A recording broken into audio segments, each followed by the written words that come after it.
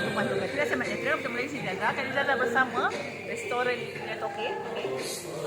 Nak tanya nama restoran apa? Buka pukul berapa? Pukul 10 sampai 4.30 petang. Dia cuti hari apa? Hari Selasa. Okey, terima kasih. Apa yang istimewa kat sini?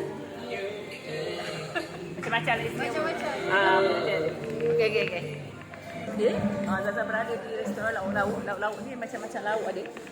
Kita boleh tengok. Okey. Macam-macam lauk.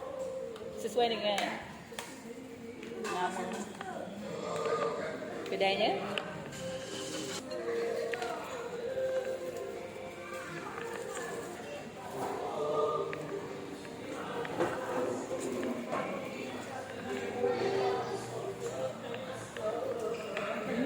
Dia antara yang lauk ingin makan di kedai lauk-lauk. Kita memilih lauk-lauk ni. Macam Zaza minum air koko dan suami minum air kopi. Zaza minum air koko dan suami minum air kopi. Kami minum air yang terbalik dengan warna pakaian.